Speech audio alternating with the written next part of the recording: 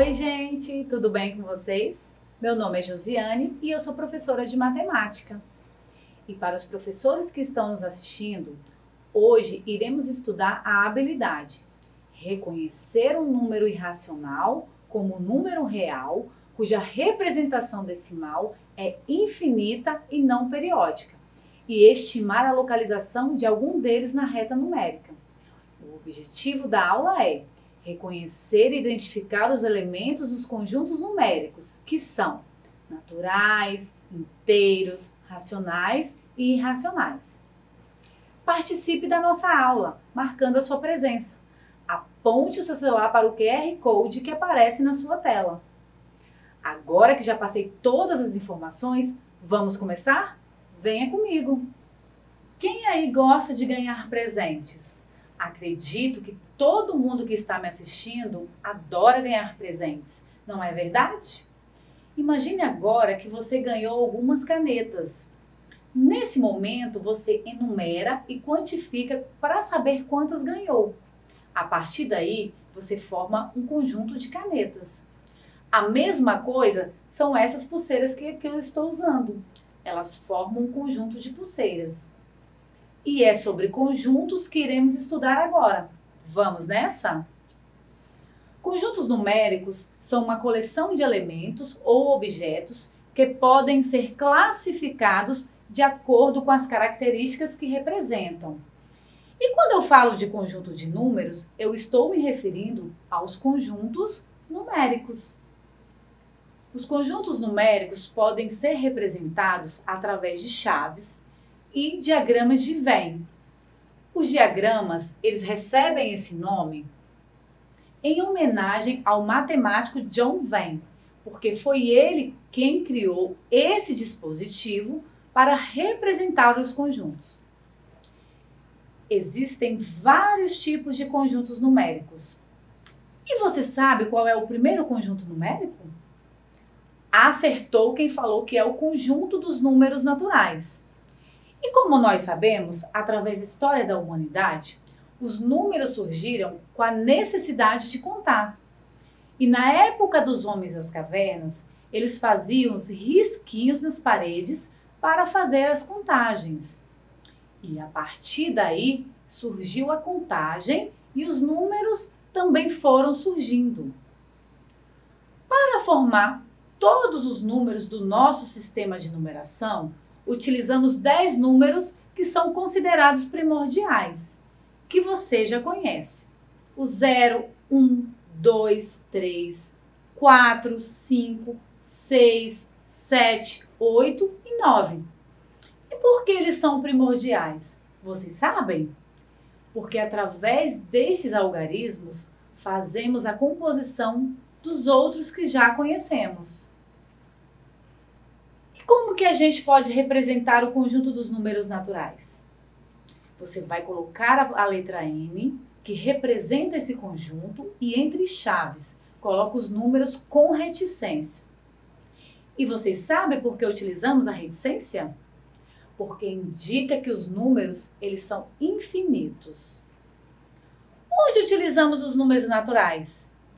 Os números naturais se encontram nos mais diversos lugares em nosso dia a dia. Por exemplo, no relógio de pulso que usamos, nas placas dos carros que dirigimos, no placar de um jogo Free Fire, quando você está jogando com os amigos, na senha que pegamos quando estamos na fila de um banco, na quantidade de seguidores do Instagram e em muitos outros casos. Agora, eu gostaria que vocês pegassem um caderno para fazer uma atividade. Mas antes disso, eu vou fazer uma pergunta. Vocês lembram o que são os divisores de um número? E números primos, vocês lembram? Os divisores são aqueles números que conseguimos dividir por outro e essa divisão ela é exata, ou seja, não vai ter resto. E números primos são aqueles números que dividimos apenas por ele mesmo e por 1. Agora que você já lembrou o que são divisores de um número e números primos, faça um conjunto chamado de B, com os números pares divisores de 13. E depois você vai fazer um conjunto B, formado pelos números primos pares maiores do que 2.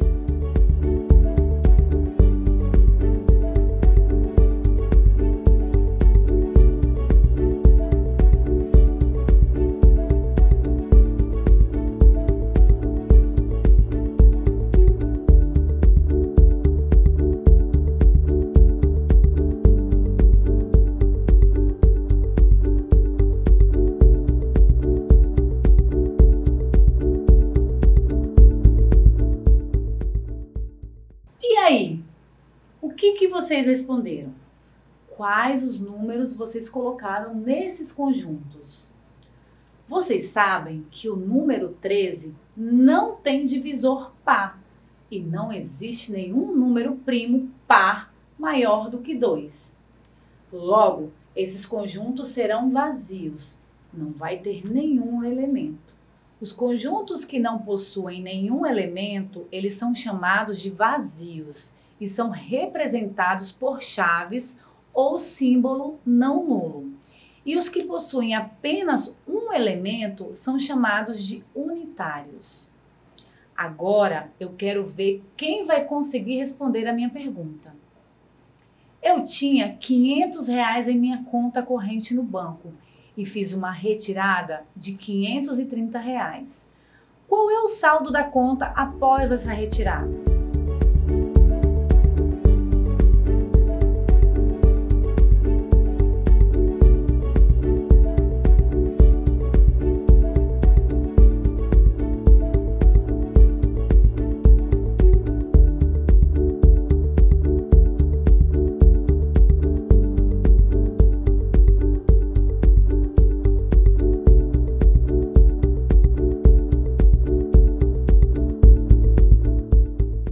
Acertou quem respondeu menos 30. Isso quer dizer que retirei da minha conta um valor maior do que eu tinha e fiquei devendo ao banco R$30. Nessa e em outras situações são utilizados números negativos e juntando o conjunto dos números naturais com os números negativos, obtemos o conjunto de todos os números inteiros, representado pela letra Z. É representado pela letra Z devido ao fato da palavra Zahl, em alemão, significar número. Você sabe como surgiu o número negativo? Os números negativos apareceram pela primeira vez na China antiga. Os chineses estavam acostumados a calcular com duas coleções de barras, uma vermelha para os números positivos e uma preta para os números negativos. No entanto, não aceitavam uma ideia de um número negativo poder ser a solução de uma equação. Se observarmos, essas cores são completamente opostas e atualmente são utilizadas nos sistemas bancários, contabilidade e comércio, pois nesses casos, os números negativos que indicam dívidas são representados na cor vermelha. Durante o Renascimento, houve um aumento da circulação do dinheiro pelo mundo. Isso fez com que os comerciantes tivessem que encontrar um meio de expressar situações envolvendo lucros e prejuízos. Lucros utilizados pelo sinal de mais e prejuízo pelo sinal de menos. E onde a gente utiliza os números negativos no nosso dia a dia? Se você for ao banco com seu pai ou pegar um extrato de uma conta bancária, provavelmente verá o uso dos números negativos. Quando sacamos algum dinheiro no banco ou fazemos alguma transferência ou pagamento, esse valor vai aparecer no extrato como negativo, ou seja, indica que esse valor já não existe mais na sua conta. Em algumas cidades do sul do nosso país e em outros países, no período do inverno, as temperaturas costumam ficar muito baixas e chega a nevar nesses lugares. Quando isso acontece, a temperatura deste local está muito baixa, bem menor do que 0 graus. E é nesse momento que usamos os números negativos para poder expressar as temperaturas abaixo de 0 corretamente. Agora, vamos relembrar frações? Vimos que o quociente entre dois números inteiros nem sempre é um número inteiro. Por exemplo, quero dividir 3 barras de chocolate entre 4 pessoas. Quantas barras irão receber cada um? Eu vou aguardar vocês responderem.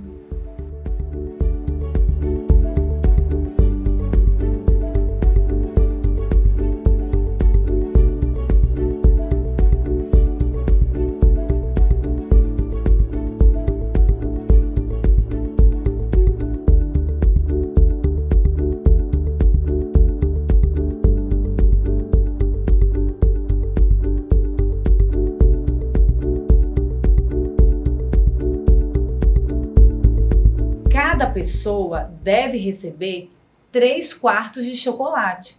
Portanto, 3 dividido por 4 é igual a 75 centésimos. Os números racionais são os que podem ser escritos na forma de fração e são representados pela letra Q, que significa quociente. E como os números racionais surgiram? Surgiu do processo de utilizar frações para demarcar as terras do rio Nilo no Egito Antigo. Atualmente, podemos encontrar vários exemplos das aplicações dos números racionais em nosso dia a dia. Se formos focar um pouco no caso das frações, podemos observá-las, por exemplo, nos marcadores de combustíveis dos carros. A maioria dos carros hoje em dia possui um marcador de combustível e utilizam frações para representar a quantidade de gasolina que possui no carro. Outro exemplo bem comum onde podemos encontrar a aplicação das frações é em receita de bolos. Geralmente encontramos a expressão meia xícara de açúcar, por exemplo, em algumas receitas. No exemplo que eu dei sobre o resultado daquela divisão da barra de chocolate, que é 75 centésimos, é uma forma decimal finita ou um decimal exato, porque não possui restos. E o resultado da divisão que se repete periodicamente após a vírgula? Vocês lembram o nome? Acertou quem falou dízima periódica. No exemplo que você vê ao lado, o período é o 33, 33, ou seja, são os números que se repetem. E será que todo número racional é um número decimal finito ou uma dízima periódica? A resposta é sim. A forma decimal dos números racionais é sempre um número decimal finito ou uma dízima periódica. Vale ressaltar aqui que todo número natural e todo número inteiro é também um número racional, porque pode ser escrito na forma de fração. Todos os exemplos que se aplicam aos números naturais e aos números inteiros também se aplicam aos números racionais. Há muitos e muitos séculos, percebeu-se que dividindo o comprimento da circunferência pela medida do seu diâmetro, obtém-se sempre o mesmo número, qualquer que seja o tamanho da circunferência. E esse número vai ser aproximadamente 3,14. Na matemática, esse número é chamado de π, representado por uma letra grega, que significa a razão entre o comprimento da circunferência e seu diâmetro. O valor de π ele é infinito e não se repete periodicamente após a vírgula. Sendo assim, ele é considerado um número irracional. Os números irracionais, eles são representados pela letra I e sua representação decimal ela é infinita e não periódica. Vamos agora fazer uma atividade. Anote aí no seu caderno as seguintes informações. Primeiro, qual é a sua altura? Segundo, qual é o seu peso? Terceiro, quantos anos você tem? Quarto, qual é o antecessor de zero? E quinto, qual é o resultado da divisão entre 3 e 9? E por último, qual é a raiz quadrada de 2?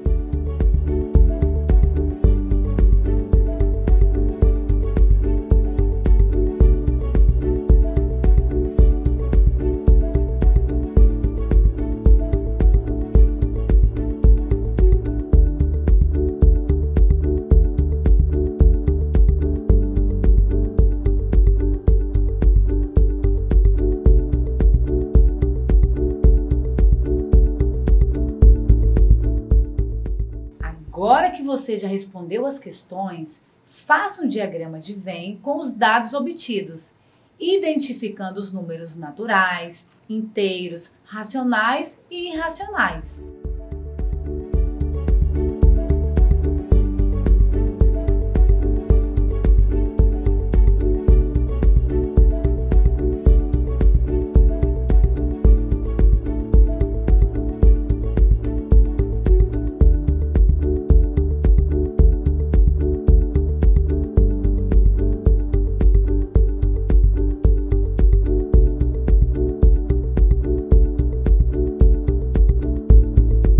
Digamos que você tem 1,65 m de altura. Esse número ele é um decimal finito, portanto, ele é racional. Se você pesa 67 quilos, esse número é natural. Mas, por exemplo, se seu peso é 67,5, esse número será racional. Se sua idade é 14 anos, ele vai ser um número natural. O antecessor de um número é aquele que vem antes. E o número que antecede o zero é o quê? O número menos 1. Portanto, ele é um número inteiro. 3 dividido por 9 resulta em 0, 3, 3, 3, infinitamente. O número 3 se repete periodicamente após a vírgula. Então, ele é chamado de dízima periódica, portanto, ele é um número racional. A raiz quadrada de 2 é 1,41, 42, 35 e infinitamente. Esse número ele não cabe dentro de um número inteiro. Sendo assim, ele é irracional. Então vocês aprenderam que o conjunto numérico, como o próprio nome já diz, é o conjunto dos números. O conjunto dos números naturais são os números positivos. A reunião dos números positivos com os negativos, eles formam o conjunto dos números inteiros. Isso quer dizer que os números naturais estão contidos dentro do conjunto dos números inteiros. Os números racionais, eles podem ser números naturais, podem ser inteiros e, diferentemente, podem ser decimais. Os racionais podem ser escritos na forma de fração, e são eles: os naturais, os inteiros, decimais finitos, dízimas periódicas e as próprias frações. Ao contrário do número irracional, que é um número decimal não periódico, ou seja, ele não se repete periodicamente após a vírgula e não cabe dentro de um valor inteiro. Espero que vocês tenham gostado da nossa aula e continue conosco assistindo o Dever em Casa, que teremos muitas novidades e coisas incríveis para aprendermos. E se você ainda não registrou a sua presença, aponte o seu celular para o QR Code que aparece na sua tela. E não esqueçam, mesmo distantes, estamos juntos.